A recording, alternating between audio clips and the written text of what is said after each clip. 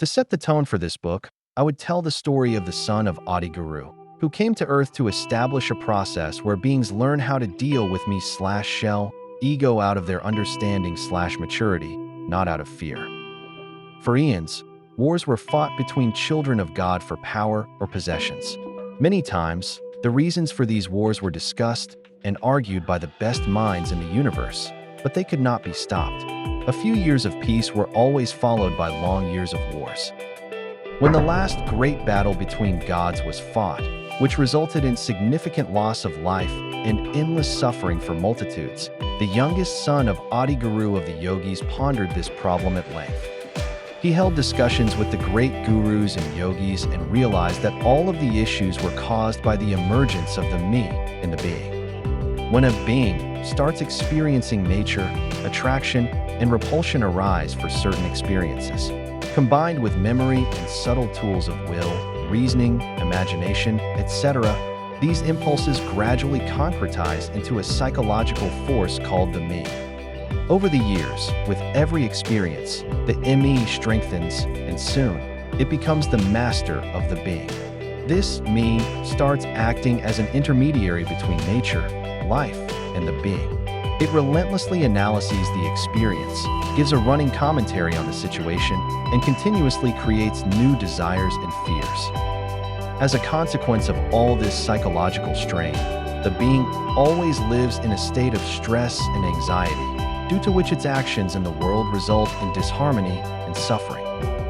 Perrin came to the conclusion that the development of the me was a natural process and its emergence and subsequent growth cannot be curbed.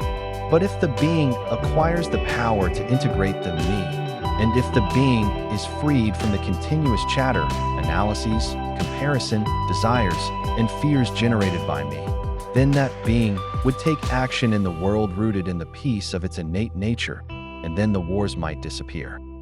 He felt that when people learned out of understanding/maturity, they would never go back to their violent ways again.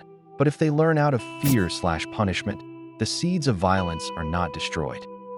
Many great teachers and exalted divine beings doubted him, but he was steadfast in his motive and efforts. With the help of a great genius known to the universe as Kamara, Perrin created an experimental world that could be used by the beings to perfect themselves, to gain complete mastery over the me, without any actual participation in real life.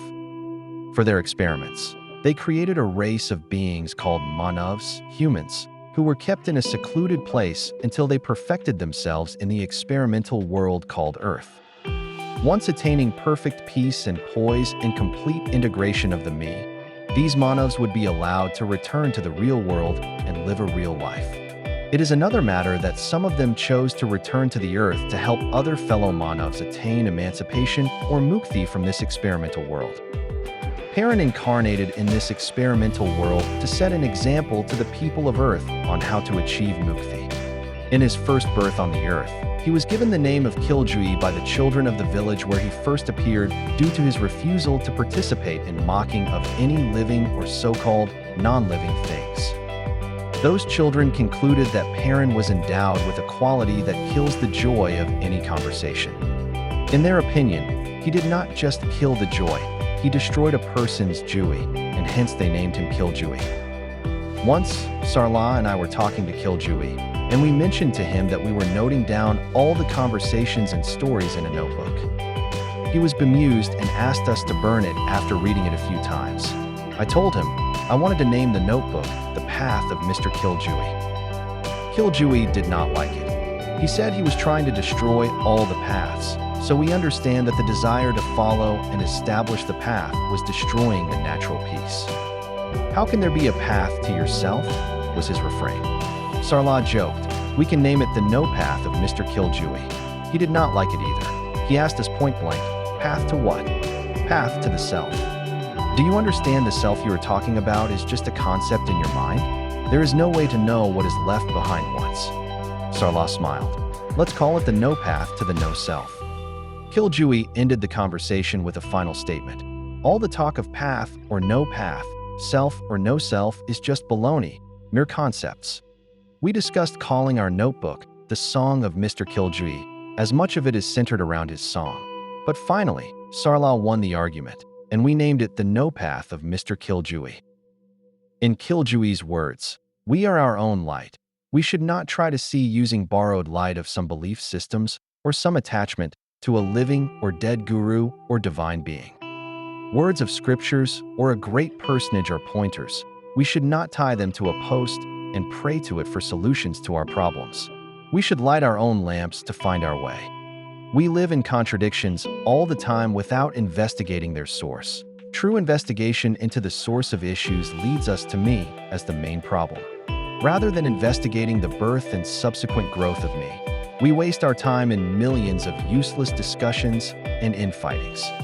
We heard an interesting story about him from our village elders, which may act as a pointer to the psyche of Mr KillJooi. A long time back, when KillJooi had just appeared in the village, one day, he was taking a dip in the holy river flowing near our village. He noticed a scorpion drowning in the water. He immediately picked it up to save it from sure death. As a reflex action, the scorpion stung his hand. The pain was so severe that he dropped it back into the water. But immediately, he picked it up again, and the scorpion used its poisonous sting a second time. He could not bear it and dropped the scorpion again into the water. This carried on a few times. A lady was watching the whole scene from the riverbank. She could not stop herself from shouting, "What are you doing?